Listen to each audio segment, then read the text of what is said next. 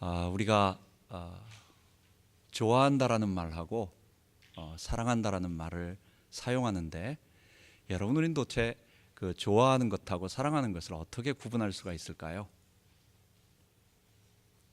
우리가 일상적으로 많이 사용하지만 좋아한다, 내가 음식을 좋아한다, 내가 어떤 음식을 좋아한다, 내가 누구를 좋아한다 말할 수 있는데, 이 사랑한다라는 말은 좋아하는 것하고 조금 이게 다른 것 같아요.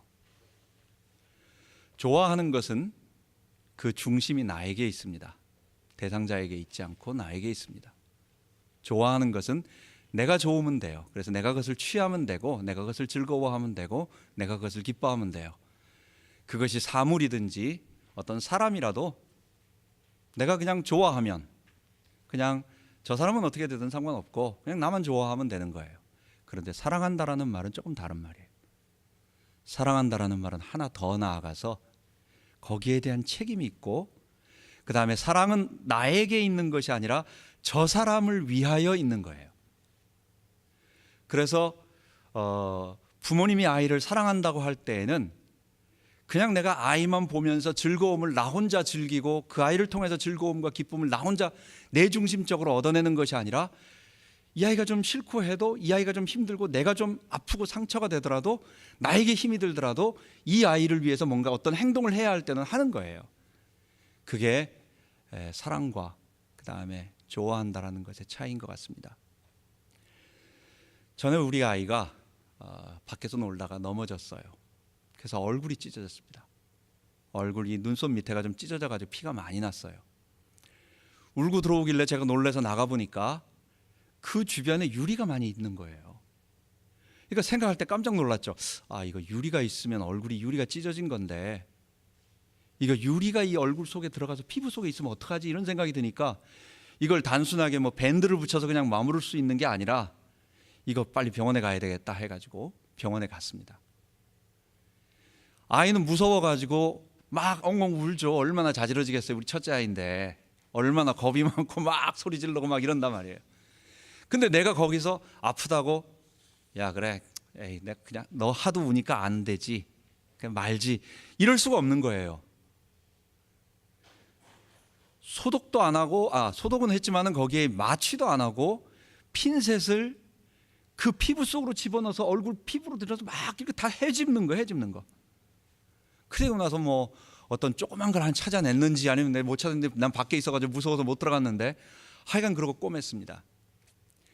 사랑한다라는 말은 이 아이가 싫어하고 두려워하고 힘들어하고 거부하고 자기가 어려워해도 그 일이 꼭 필요하다고 한다면 어떤 희생을 치루어다도 그걸 해내는 거예요. 하나님께서 이스라엘 백성을 가나안 땅이라고 하는 독특한 기후가 있고 독특한 그 지리적 환경을 가지고 있는 곳에 왜 보내셨느냐? 하나님은 무엇 때문에 그곳에서 이스라엘 백성이 하나님 한 분만 바라보게 만드셨느냐? 사람의 본성 속에는 이 죄라고 하는, 자기 주인됨이라고 하는 것은 절대로 그냥 놔둬서는 빠질 수가 없는 거예요. 우리 잠언에 있는 것처럼 정결한 금을 갖다가 광석에서 뽑아내려고 한다면 이건 도가니에 넣어가지고 불로 연단하는 방법 외에는, 불로 태워서 다른 불순물들을 다 녹여버리고 금만 빼내는 그 방법 외에는 어떤 방법도 없는 거예요. 우리 인생이 하나님 없는 평안한 곳, 우리 인생이 먹을 것 마실 것 좋은 환경 속에 가져다 놓으면 어떤 인간도 자발적으로 자기 스스로 내 힘을 의지하지 않냐고 하나님께로 나아가서 하나님 말씀을 사모하고 그분께 의지하려고 하는 삶을 살지가 않아요. 우리는 죄인이기 때문에, 우리는 싫어하기 때문에, 우리는 아담의 본성처럼 자기 주인 돼서 살고자 하는 그 마음이 있기 때문에. 그래서 하나님은 애굽의 수많은 사람들이 죄의 문화 가운데서 살아가지만 그들은 애굽 땅 좋은 곳에 살고 있었어요. 바벨론 별자리 하늘 신을 섬기면서 바벨론에서 멸망으로 살아가지만 그들도 먹고 사는 문제는 아무 문제가 없었어요. 그런데 하나님은 그 풍성한 그 에덴같이 풍족한 곳에서 다 건져내서 오직 하나님만 바라보게 만드는 거예요. 하나님만 바라볼 수밖에 없는 조건을 만들어 주신 거예요. 그 당시 그들에게는 힘들죠. 살아가는 동안 조금만, 어떨 때는 우리가 살아가면서 우리가 해결해야 할 문제가 얼마나 많습니까? 우리에게 다가오는 문제가 몇 가지가 있습니까? 하늘을 바라봐야 됩니다. 조금 있으면 곡식을 뿌려야 되는데 안 자라면 안 됩니다. 바람이 불어도 안 되고, 어떨 때는 누가 쳐들어와도 안 되고, 어떨 때는 뭐 사람과의 문제도 있고, 여러 가지 온갖 문제들이 한두 가지가 있는 게 아니에요. 그런데 하나님은 그 가나안 땅을 뭐라고 말하느냐? 젖과 꿀이 흐르는 땅이면서, 왜? 거기에는 먹을 것이 풍족하기 때문이 아니라 하나님이 그들과 함께 하시는 것이기 때문에. 그들의 죄의 본성, 그들이 결국은 마지막에 하나님을 의지하고 자기 힘을 의지하지 않고 살아가는 그런 거룩한 모습으로 변화되어야 되기 때문에, 마지막에 천국에 가서 구약에 있는 모든 성도나 오늘 우리의 모습이나 앞으로 우리 예수님 오기 전까지 우리 이 다음에 살 모든 사람들이 주님 앞에 갔을 때 마지막에 어떤 모습만 남겠어요? 이 땅에서 뭘 먹고 살았느냐? 이 땅에서 어떤 일을 했느냐? 이 땅에서 뭘 했느냐가 아무 중요한 것이 아니라, 너가 정말 거룩한 하나님의 백성으로 아담의 죄의 본성을 벗어나서 그리스도와 연합되어 그리스도께서 너를 통치하시는 그 거룩한 하나님의 형상이 너에게 나타나고 있느냐 없느냐, 그 변화되어지는 모습, 그 거룩한 하나님의 형상의 모습만 보는 거예요. 그게 우리의 구원의 모습이고, 그리고 그것을 통해서 우리에게 영생이 주어지기 때문에 그렇습니다. 그런 사람이 영생의 부활로 다 일어나게 되는 것이기 때문에 그렇습니다. 그래서 우리가 알 것은, 하나님이 고난을 통하여, 어려움을 통하여, 문제와 사건을 통하여 이스라엘 백성이 하나님만 바라보게 만든 것은, 하나님이 너무 질투심이 많아가지고 딴 사람 쳐다보면 안 되겠다라고 하는 어떤 그런 마음이 아니라, 사람은 하나님만 바라봐야 살기 때문에, 그래야만 살기 때문에, 죄의 본성을 벗어나야 되기 때문에, 자기 주인 돼서 사는 그 죄의 본성은 결국은 사망을 가져오기 때문에, 그것을 뽑아내기 위하여 그들이 힘들어하고 어떨 때는 너무 고통스러워하고 안 했으면 좋겠는데, 여러분 제발로 거기 가서 그렇게 하라고 하면 하겠어요? 어떤 누구도 안 되는 거예요. 갖다 놓으니까, 할 수밖에 없으니까 그렇게 하는 거예요. 우리 인생도 똑같은 거예요. 하나님이 우리로 오늘도 하나님을 바라보게 만들고 죄의 본성을 버리게 만드는 그런 아름다운 가나안의 축복을, 계속 주시는 축복을 알아야 하는 것을 알아야 되겠습니다. 그것은 뭐냐? 하나님을 의지할 때만 생명이 있고, 그렇기 때문에 그런 것입니다. 만약 하나님을 의지하지 않는다면, 우리가 인생을 살아가는데 하나님을 의지하지 않는다면 어떤 일이 벌어지겠어요? 사람은 결국은 자기 중심성에, 내 힘으로 살아가고자 하는 그것으로 나를 방어하게 되고, 불신앙은 나를 방어하는 두려움이 생기게 되고, 그것을 해결하기 위한 대책, 인본주의의 방법을 쓰게 됨으로 말미암아 결국은 멸망의 길이 그에게 급속하게 닥치는 것을 보게 되는 것입니다. 오늘은 여로보암의 불신앙을 통해 가지고, 그가 하나님이 세우신 그래도 귀중한 사람이었는데 어떻게 하다가 그가 이스라엘을 완전히 멸망으로 이끌어가는 아주 굉장히 치욕스러운 이름, 그리고 하나님 앞에 저주받은 이름이 되었는가라고 하는 말씀을 오늘 보도록 하겠습니다. 여로보암은 북이스라엘, 우리 지난 시간에 말씀드렸지만 솔로몬의 범죄로 인하여 이스라엘이 둘로 나눠지게 됩니다. 그래서 그 아들 르호보암이 왕이 되자마자 이스라엘은 둘로 나눠지는데, 북쪽에 있는 10개 지파가 떨어져 나가고 남쪽에 있는 2개 지파, 주로 거의 90%가 유다 지파고, 나머지 베냐민 지파는 아주 적은 지파예요. 그 베냐민 지파만 이제 남으로 붙음으로 말미암아 이스라엘은 둘로 나눠지게 됩니다. 하나님은 그 북쪽 이스라엘의 10지파를 이 여로보암이라고 하는, 그 지난 시간에 르호보암 이름도 비슷하죠. 여로보암이라고 하는 왕을 통해서 그에게 맡겨주셨습니다. 우리가 아시다시피 북이스라엘의 역사를 보면 그들은 9번이나 반역이 일어납니다. 8번 반역이 일어나서 9번째 왕이 바뀌어요.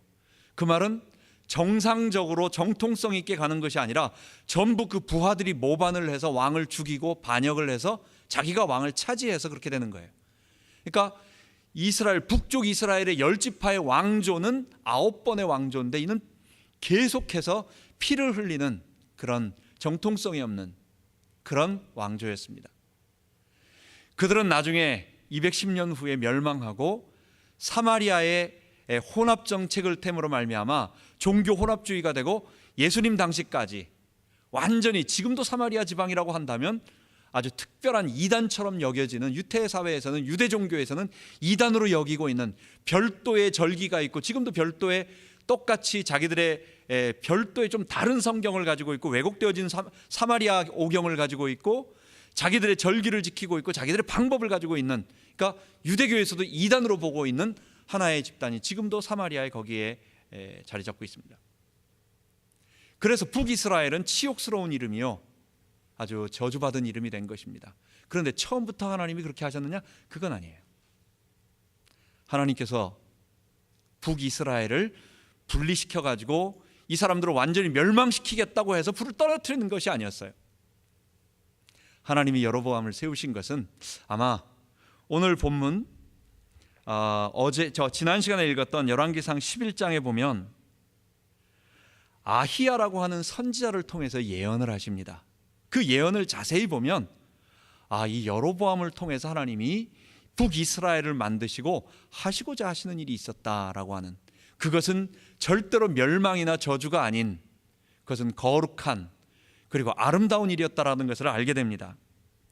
거기에는 뭐라고 말하느냐? 하나님께서 내가 내 종 다윗의 행함 같이 내 율례와 명령을 지키면 내가 너와 함께 있어 내가 다윗을 위하여 세운 것 같이 너에게 나라를 줄 것이며 너의 나라가 유다 왕국을 이렇게 견제하겠지만 영원히 하진 아니할 것이다, 이런 말을 하시는 것입니다. 다시 말씀드린다면 북쪽 10지파도 똑같이 하나님을 섬길 수 있도록 그것을 부여받았고, 그렇게 되면 하나님께서 그렇다고 그들이 유다 왕국 다윗의 혈통의 정통성을 뺏어갈 수는 없는 거예요. 그러나 하나님이 그들을 축복하셔서 그들도 한 나라를 이루게 되고, 그리고 영원히 하지 않는다라는 말은 다시 그들이 이스라엘과 유다와 합치게 될 거예요. 그래서 저는 이 아히야의 예언 속에서 하나님께서 여로보암을 통해 가지고 북이스라엘을 10지파를 분열시킨 것은 아마 첫 번째는 남쪽 유다 왕국이 너무도 부패한 이 우상 숭배의 길로 걸어가니까 하나님께서 그 중에 그들의 죄악에 오염되지 않도록 10지파들을 별도로 불러내서 그들에게 여호와 신앙의 거룩함을 유지할 수 있도록, 정결함을 유지하도록 첫 번째는 신앙의 정결성을 위해서, 거룩함을 위해서 그들을 불러내셨다. 그러니까 북이스라엘을 세운 것은 저주를 위한 것이 아니라 이스라엘과 그 10지파와 그리고 남유다도 나중에 돌아오도록 만드는 하나님의 거룩한 계획이 있었다는 거예요.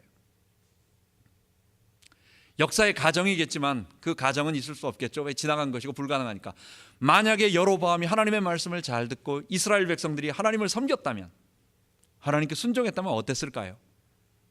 저는 아마도 훗날 남쪽 유다가 하나님 앞에 회개하고 돌아올 때에 그들도 똑같이 다시 예루살렘과 합쳐져서 그들은 이스라엘 남쪽 유다에 타락했던 그 우상숭배의 문화에서, 종교에서 거룩함을 유지했던 하나님의 명예로운 이름이 되었을 거예요. 아마 첫 번째 하나님의 거룩한 뜻은 아마 이것이 아니었겠느냐, 아히야 선지자의 예언을 통해서 저는 그렇게 생각합니다.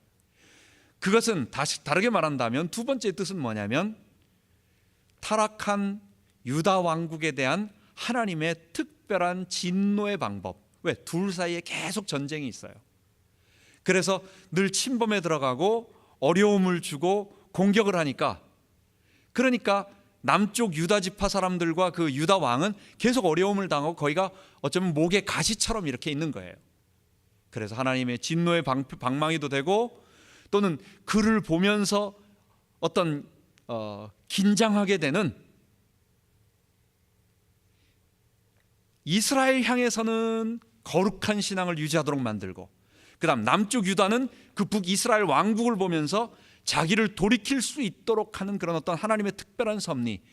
그래서 북이스라엘 여로보암은 하나님께서 멸망의 반역의 무리의 괴수로 세운 것이 아니라 하나님은 거룩한 사명을 주고 그에게 세워주신 것입니다. 이 여로보암을 아히야 선지자가 지나가면서 그를 어렸을 때 만났을 때 옷을 벗어서 10조각으로 찢고 이 12조각을 찢어서 이 10조각을 그에게 주면서 하나님이 너를 이 10조각을 맡겼으니까 너는 하나님을 섬기고 다윗처럼 하나님을 순종해서 이스라엘 백성들이 다 하나님께 예배드리는 거룩한 하나님 나라를 만들어라 하는 거룩한 사명을 부여받았던 것입니다. 그런데 여로보암이 아히야 선지자의 이 거룩한 사명, 하나님이 주신 그 거룩한 사명을 잊어버리고 그가 하나님의 얼굴을 뵙지 못하니까, 그가 하나님을 깊은 인격적인 관계 속에서 신앙이 없으니까, 믿음이 없으니까, 불신앙이 드니까 그에게는 어떤 일이 벌어지느냐? 두려움이 생기고, 그 두려움 때문에 그는 어떤 인본주의, 자기가 처할 수 있는 방법을 취하게 되는 것입니다. 이스라엘이 잠깐, 10지파가 잠깐 이제 르호보암과의 만남을 통해 가지고 르호보암이 더 강한 억압 정치를 쓰겠다고 하니까 화가 나서 확 흩어져 버렸어요. 그래? 우리가 르호보암, 너희 유다 지파와 무슨 상관이 있느냐? 너는 널 섬겨라. 우리는 우리들끼리 하나님 섬기겠다 하고 딱 둘로 나눠졌어요. 그러면서 여로보암이 왕이 되었습니다. 이게 이제 그 순간에 벌어진 분노의 마음이 일어나서 갈라지게 된 거예요. 그런데 좀 지나고 보니까 이제 감정이 좀 잦아들고 보니까 그 다음에 문제가 생겼어요. 그 문제는 뭐냐? 현실로 돌아오니까 이스라엘 백성은 계속해서 모세의 율법과 하나님의 말씀을 지키는, 그래도 그게 우상숭배도 좀 하지만 그게 중심인 백성이에요. 그러니까 이제 슬슬 예배 때가 돌아오고 절기 때가 돌아오니까 아니 우리가 예루살렘에 가서 제사를 드려야 되는데, 예배를 드려야 되는데, 아니 지금 우리는 하나님 그 유다 너희들하고 상관없다 하고 딱 갈라져 나와 버리니까 돌아갈 수가 없는 거예요. 그러니까 이제 사람들 마음속에 이 예배 드리러 가야 되는데, 이제 곧 있어서 절기가 닥치면 이제 무교절이 되고 초실절이 되고 뭐 칠칠절, 장막절 이런 절기가 되면 우리 다 예루살렘에 가가지고 솔로몬 성전에서 제사를 드리고 하나님께 예배를 드려야 되는데, 이게 아주 중요한 그것이 되어 있는데 딱 가지 못하게 막아버리니까 어떻게 될 거냐라고 하는 막 이렇게 우왕좌왕할 때에 여로보암은 어떤 생각을 하느냐? 이거 그냥 놔뒀다가는 큰일 나겠다. 사람들이 다 예루살렘으로 돌아가서 다시 유다 왕국에게 붙고 그럼 자기는 없어져 버리겠다. 나는 이제는 나를 죽이고 다시 돌아갈 것이다. 이런 생각이 드는 거예요. 여러분, 다시 한번 말하지만 하나님께서 여로보암을 반역의 괴수로 세운 게 아니에요. 그를 향한 하나님의 선한 계획이 있었고 북이스라엘을 향한 하나님의 선한 계획이었어요. 하나님이 그들을 멸망하기 위해서 일부러 딱 떨어뜨리고 어려운 역사를 막 줘가지고 그냥 피 흘림의 210년의 역사를 주고 사마리아 혼혈이 돼서 완전히 우상숭배 나라로 만들기 위해서 하나님이 그를 저주로 떨어뜨려 놓은 것이 아니라, 아까 제가 말씀드린 것처럼 아히야 선지자를 통해 가지고 거룩한 예언을 주고 너 하나님 잘 섬기면 결국은 너도 하나님의 큰 나라를 이루게 되면서 결국 마지막 그건 영원히 가지는 않는다. 그들도 하나님의 12지파로서 아브라함 자손으로 하나님 나라다라고 하는, 하나님 나라는 둘이 될 수 없으니까 이 말은 뭐예요? 둘이 하나가 된다라는 거예요. 하나님이 그런 약속을 주셨던 거예요. 여로보암이 하나님께 대한 이 믿음의 신앙, 하나님의 말씀을 잊어버리니까 어떤 일이 벌어지느냐? 두려움이 생기기 시작하는 거예요. 하나님이 없으면 두려움이 생기는 거예요. 그래서 그 두려움으로 그는 방법을 쓰게 되는 것입니다. 그게 오늘 읽은 본문에 나오는 여로보암의 범죄인 것입니다. 성경을 읽다 보면 열왕기와 역대기, 열왕기는 보통 전통적으로 유대인들은 다 그렇게 말합니다. 예레미야가 기록했다. 열왕기는 예레미야가 기록하고 역대기는 에스겔이 기록했다. 하지만 어쨌든 그 말은 무슨 말이냐? 이스라엘 멸망을 다 체험하고 마지막 이스라엘이 망하는 것을 다 본 사람이 마지막에 앞에 것을 기록을 통해 가지고 종합해서 놓는 거예요. 즉 예레미야가 이스라엘의 멸망의 모든 원인을 보면서 거기다 기록하는 게 열왕기, 그 다음에 이스라엘 회복을 바라보면서 에스겔의 관점으로 쓴 것이 역대기라고 말합니다. 열왕기에서 항상 등장하는 두 가지 단어가 있습니다. 그게 솔로몬의 범죄, 솔로몬의 죄와 그 다음에 여로보암의 죄입니다. 남쪽 유다 지파는 항상 솔로몬의 죄, 그 말은 산당을 버리지 아니하였다, 그 아비 다윗을 따르지 아니하고 산당을 버리지 아니하였다라는 이 솔로몬의 죄라고 하는 것을 계속 얘기하는 거예요. 그게 공식처럼 솔로몬의 범죄라고 하는 고유명사가 있는 것처럼 그렇습니다. 솔로몬의 범죄가 뭡니까? 예루살렘 성전을 세우고 예루살렘 성전의 동쪽은 그 사이에는 기드론 시내의 골짜기가 지나가고 있어요. 뭐 그렇게 엄청난 태백산 같은 게 아니에요. 그냥 산등성이 같은 작은 봉우리예요. 예루살렘이 산꼭대기니까 그 예루살렘 산꼭대기 그 모리아 산이라고 하는 그곳에 세우고 그 마주 보이는 언덕에, 거기가 감람산이에요. 감람산의 남쪽 기슭에, 그 남쪽 기슭 아래다가 산당을 짓습니다. 그러니까 예루살렘 성전 마주 보이는 곳에 산당을 짓습니다. 그 사이에는 기드론 시냇가가 흘러가고 있어요. 거기서 뭘 합니까? 아세라를 섬기고 아스타롯을 섬기고 그리고 온갖 우상을 섬길 수 있는, 바알을 섬길 수 있는 우상 산당을 거기에 지어놓고 백성들이 거기서 하나님도 섬기고, 또는 때가 되면 이방인들은, 그래 이방인들은 너희 거기가 섬겨라. 그럼 왕비가 이방인입니다. 그렇게 되면 백성들 중에서 왕비 좋아하면서 왕비를 따르는 사람들이 없겠어요? 그러니까 이스라엘 백성들도 거기 가는 거예요.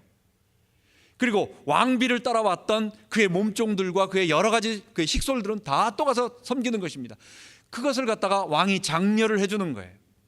솔로몬의 범죄는 뭐냐? 산당, 우상 숭배의 산당을 예루살렘에 세웠다라는 것입니다. 이게 이스라엘 300년 지날 때까지, 요시야 왕 때까지 계속 가는 것입니다. 똑같이 여로보암의 범죄라는 말, 여로보암의 길로 행했다, 그 조상 여로보암의 죄를 행했다, 이 말이 계속 반복적으로 나오는데 그것은 세 가지를 말하는 것입니다. 이스라엘 백성이 예루살렘으로 돌아가지 못하도록 한 가지 정치적인 목적을 가지고 이 종교를 혼합시켜서 자기 종교를 만드는 타락한 인본주의 방법을 쓴 거예요. 그러기 위해서 세 가지라는 것이, 첫 번째, 사람들이 잘 섬길 수 있도록 금송아지 둘을 만듭니다. 그래서 하나는 베델, 그러니까 북이스라엘이 나눠질 때 남쪽의 제일 큰 도시, 북이스라엘 남쪽의 제일 큰 도시가 베델이었고 북쪽은 단이라고 하는 단지파의 수도 단이었습니다. 그래서 이 베델과 단 두 군데, 남쪽과 북쪽에 금송아지를 만들어서 이게 너희를 애굽에서 건져낸 여호와라 말하면서 그것을 섬길 수 있도록 좋은 산당을 지어놓습니다. 이스라엘 성전 내려갈 필요 없다, 예루살렘 성전에 내려가지 말고 북쪽에 있는 사람들은 편한 대로 북쪽에 가서 단으로 가고 단에 가서 산당에 가서 이 신을 섬기고, 남쪽은 베델로 다 모여가지고 거기서 예배를 드리라, 산당에 갈 필요 없다, 예루살렘 성전에 갈 필요 없다, 그러면서 자기가 직접 베델에 가서 절기 때마다 제사를 드립니다. 두 번째로, 그렇게 하기 위해서 이스라엘 백성들은 7월 15일 날 절기가 있어요. 그게 여러분 아는 초막절, 장막절이라고 하는 일주일의 큰 것입니다. 그러니까 무교절, 유월절로부터 시작되어지는 무교절의 첫 번째 추수 때, 두 번째 곡식이 첫 이삭을 맺는 오순절, 보리 맥추절의 그때 또 일주일, 그리고 마지막 모든 추수를 다 하는 이스라엘의 이 세 번의 일주일씩 하는 축제가, 이게 다 추수하고 연관이 있고 또 광야에서 하나님께서 이스라엘 백성을 건져낸 그 의미가 있는 것입니다. 7월 15일과 동일하게 8월 15일을 자기 마음대로 절기로 정합니다. 그래서 너희들 7월 15일 날 예루살렘에 가서 성전에서 제사 드리지 말고 8월 15일 날 다 이 자기 있는 단과 그 다음에 베델에 가가지고 이 신을 섬기면서, 그 신이 어떤 신이에요? 마치 이스라엘 백성이 애굽에서 나와가지고 모세가 하나님의 언약을 받을 때에 40일간 안 내려오니까 사람들이 두려워하면서 우리를 인도한 신은 어디 갔느냐 라고 말할 때 그들이 항상 섬겼던 게 뭐예요? 애굽에서 섬겼던 송아지 신, 그게 아피스 신입니다. 이마에 하얀색 반점이 있는 신입니다. 소입니다. 그 소와 비슷한 형상의 아피스 신 같은 금송아지를 만들어 놓고 하나님이 이런 모습은 아니지만 그래도 너희 마음으로 이게 하나님이라고 생각하고 섬기면 된다 라는 자기 나름대로의 편의주의로 더 하나님을 잘 섬기겠다고 하는 자기 나름대로의 거짓 신앙을 들여서 하나님이 세우지 말라고 한 우상을 만들어 놓고 섬기게 만든 것입니다. 절기를 바꾸고 세 번째, 유다 지파 그리고 레위 지파는 하나님의 언약이 너무도 중요하게 생각하는 지파입니다. 그러니까 르호보암이 절기를 만들고 우상 섬기는 것을 거부하는 사람들이에요. 그러니까 다들 떠나갑니다. 그래서 사실은 남쪽에 유다 지파, 베냐민 지파지만 레위 지파도 가세하게 돼요. 그러나 레위 지파는 12지파에서 빠져나가는 그런 것이니까 두 지파라고만 말하는 것입니다. 레위 지파는 남쪽으로 갑니다. 그러니까 북쪽에는 아무도 레위 지파가 없으니까 일반 백성들을 임의로 선택해가지고 제사장을 만듭니다.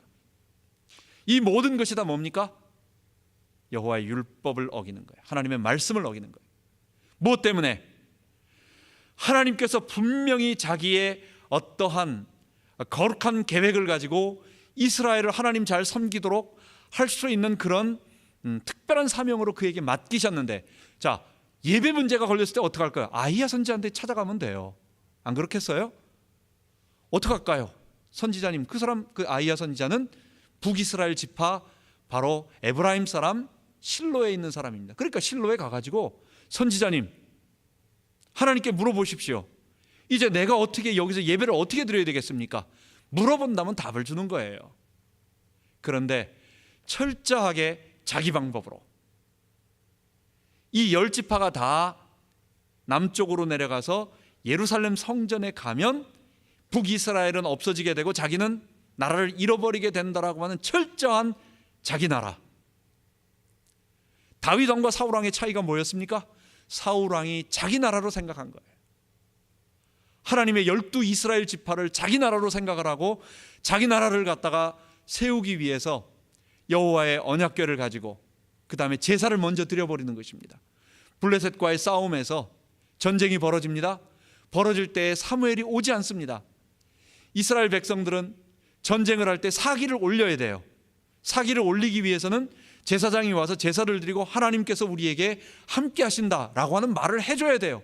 그러지 백성들이 사기가 나서 싸움을 할 텐데, 전쟁은 벌어졌는데 앞에 적군 있는데 지금 백성들의 사기는 떨어집니다. 사무엘은 와서 제사를 안 드려줍니다. 그러니까 백성의 사기를 올리기 위해서 그가 하나님께 예배를 드리려고 한 게 아니었어요. 전쟁을 이기기 위해서, 이 백성들의 사기를 올리기 위해서 하나님께 제사를 드리는 제사를 자기가 활용한 것뿐이에요. 하나님은 이용하는 것이고 제사는 자기가 어떤 필요해서 사용하는 거예요. 하나님은 그를 폐하신 것입니다.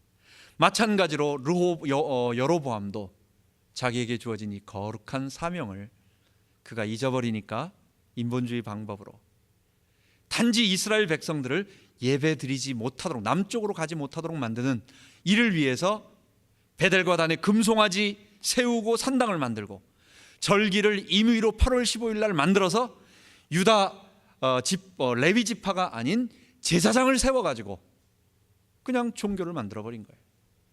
이것이 이스라엘을 멸망으로 끌어가는, 완전히 이스라엘을 멸망으로 끌어가는 그런 불신앙의 인본주의의 결과를 가져오게 된 것입니다. 이에 대한 하나님의 진노가 있었습니다. 하나님은 두 사람을 통해서 강력하게 진노를 하십니다.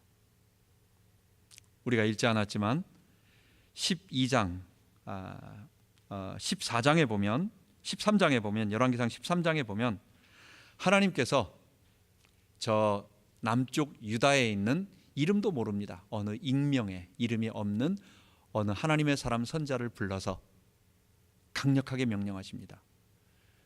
여로보암이 베델에 단을 쌓고 거기서 제사를 지낼 때에, 제사를 드리고 있을 때 그에게 찾아가서 하나님의 명령을 전합니다. 내가 쌓은 이 금송아지와 이 산당, 이 단과 베델에 있는 이 단은 요시야, 남쪽에 있는 요시야라고 하는 사람의 왕에 의해서 철저하게 부서질 것이고 파괴되어질 것이다. 그리고 너희 집안 다 망하게 될 것이다. 너 뼈를 그 위에 불사르게 될 것이다. 그리고 이 말이 하나님의 명령인 하나님의 진노의 표지라는 증거로 지금 너가 제사 드리고 있는 이 불 피우고 있는 제단이 갈라져 가지고 위에 있었던 이 재가 다 쏟아져 내릴 것이다. 그 순간 말 그대로 성취되어져 버립니다. 여로보암이 모든 백성들을, 참 놀라운 사건이죠. 보세요.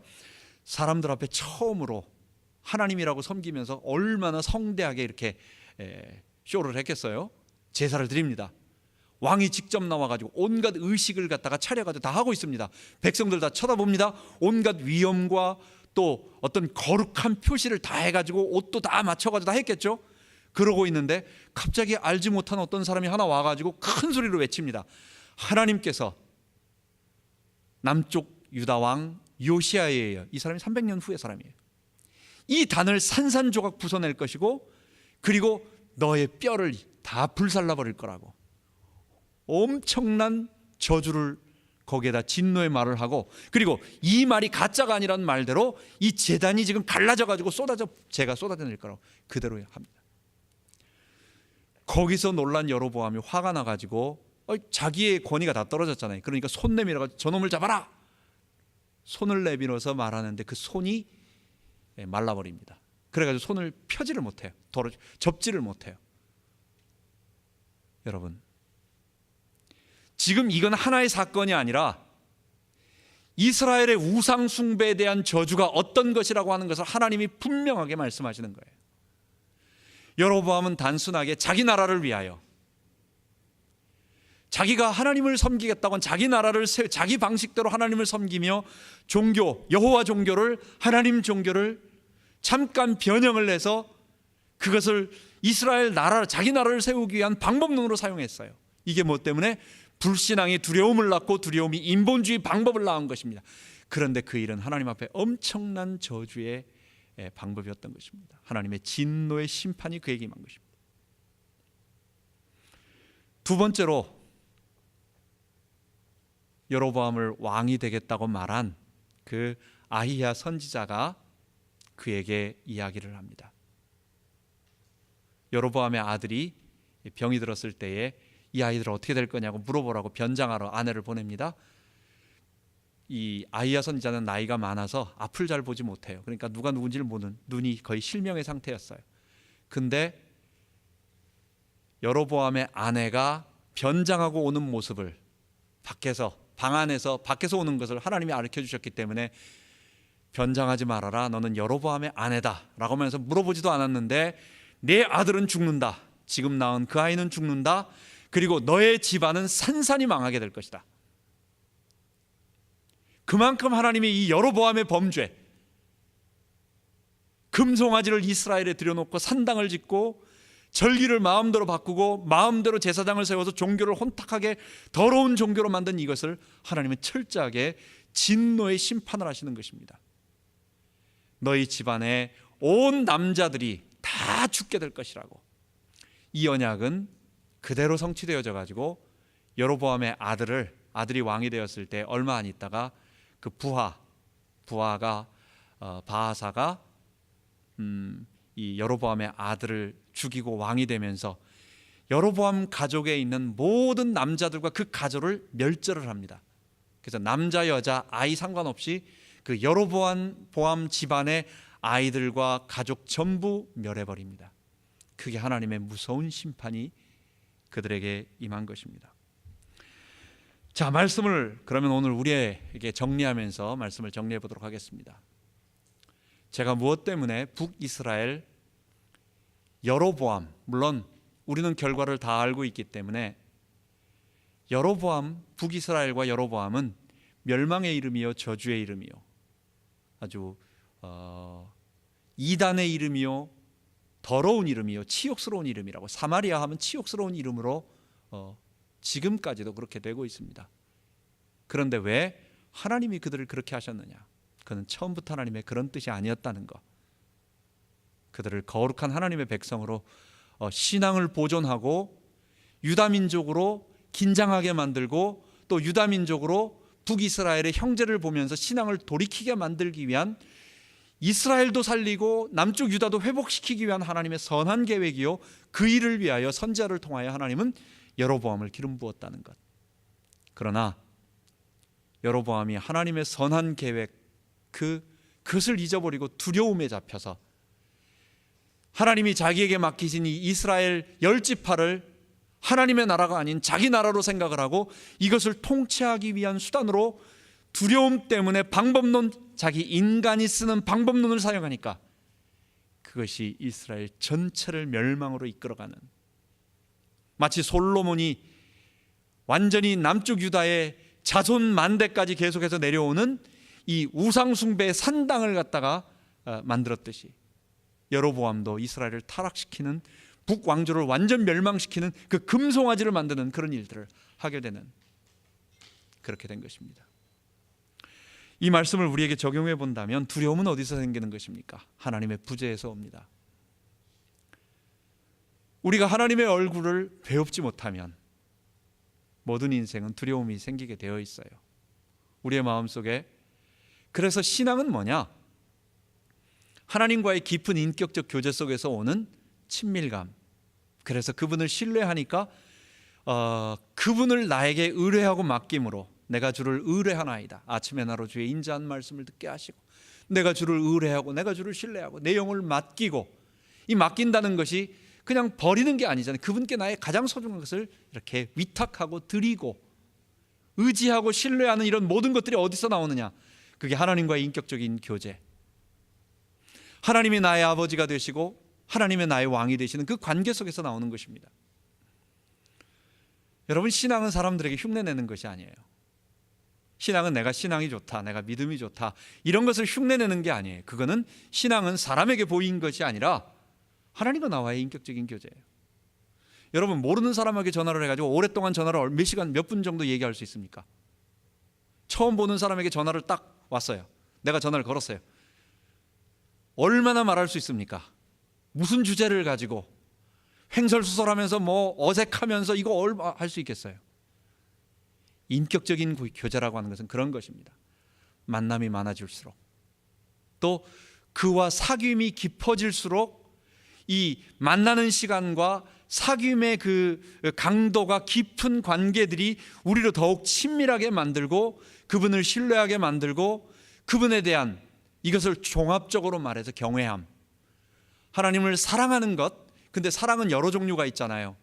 같은 사랑, 남자와의 여자는 그것은 애정이라고 말하는 우리 알고 있는 그런 사랑, 우리 자녀에 대해서는 긍휼함을 베풀고 부모의 사랑으로 또 아래 내리 사랑을 해주고, 우리 부모님에 대해서는 공경하면서 따뜻함으로 그분을 참 고마워하면서 섬기고, 그런데 하나님은 내가 고마워하는 정도가 아닌 너무너무 내가 그분에게 함부로 할 수 없는 대주제요 만유의 왕이시며 나를 창조하신 분이시고, 근데 그분을 공포를 갖는 것이 아니라 사랑하며 그분을 너무 좋아하며 그분에게 나의 모든 것을 맡겨도 아깝지 않을 정도로 신뢰하며 하는 이런 경외함의 모든 마음들, 이것을 신앙이라고 말하는 것입니다.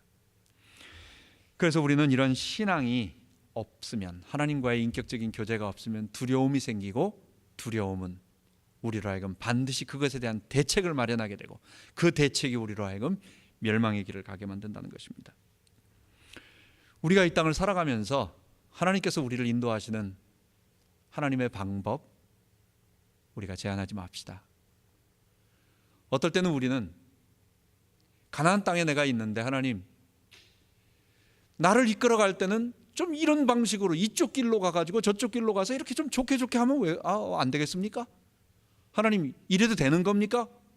우리는 좋은 일로 나에게 자꾸 축복을 주셔가지고 하나님이 나에게 뭘 채워주시고 나에게 불편함이 없고 이렇게 해주시기를 원하는 마음이 우리에게 다 응답으로 있잖아요. 물론 하나님이 우리에게 항상 어려움만 주진 않아요. 때때로 어떨 때는 좋은 것을 주시기도 하고, 어떤 것은 위급한 것을 막아주시기도 하고, 어떨 때는 나에게 굉장히 내가 도저히 이건 아닌 것 같은데라고 생각하는, 이해할 수 없는 어려움 속에서 굉장한 고통을 당하게 만들기도 하고, 이 모든 과정들이 뭐냐 여러분? 우리가 하나님을 의지할 수밖에 없도록 만드는 하나님의 방법이라고 하는, 하나님의 선하신 방법이라는 걸 이해해야 돼요. 병원에 간 사람이 의사 선생님한테 나는 이런 방법으로 주사는 이렇게 놔주시고 여기 놔주시고 약은 요거 써주시고, 의사 선생님 뭐라고 말합니까? 스스로 고치세요.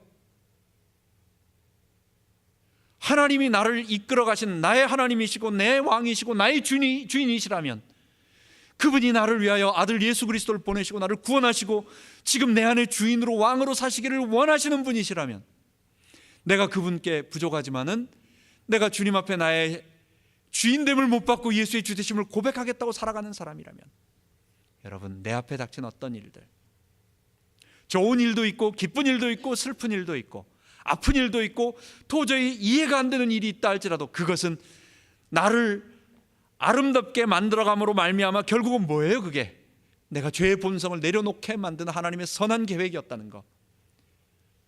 분명히 우리는 여로보암을 통해서도 하나님은 선한 계획을 가지고 계셨는데, 그가 지레 하나님의 방법을 묻지 않고 두려움으로 인본주의 방법을 잡히니까 완전히 이스라엘과 자기 자신 도망하는 그런 결과를 가져왔다는 것입니다.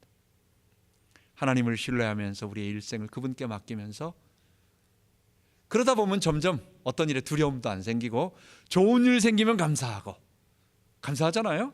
나쁜 일 생겨도 어떨 때는 마음이 약간 왜 이러지 하지만, 그러나 하나님 신뢰하니까 점점 내가 없어지며 주님이 드러나는, 그걸 뭐라고 말하는 거예요? 하나님의 형상이 나타난다. 죄가 점점 없어지고 의로워지고 거룩하게 변화되어 간다는 것. 그런 아름다운 축복을 우리가 모두 누리기를 바랍니다. 기도하겠습니다. 하나님 아버지, 여로보암을 향한 하나님의 선한 계획이 있었는데, 그가 하나님 신뢰하지 아니하고 자기 나라를 세우려고 두려움에 잡혀서 그 자기의 방법을 위한 인본주의 방법으로 그가 이스라엘 하나님 섬기는 이 제사를 다 바꿔버리는, 금송아지를 만드는 엄청난 죄악을 저지르게 됩니다. 그래서 그는 개인 가문 자체가 완전히 멸절하게 되고, 또한 이스라엘 10지파를 멸망으로 이끄는 그런 결과를 가져오게 되었습니다.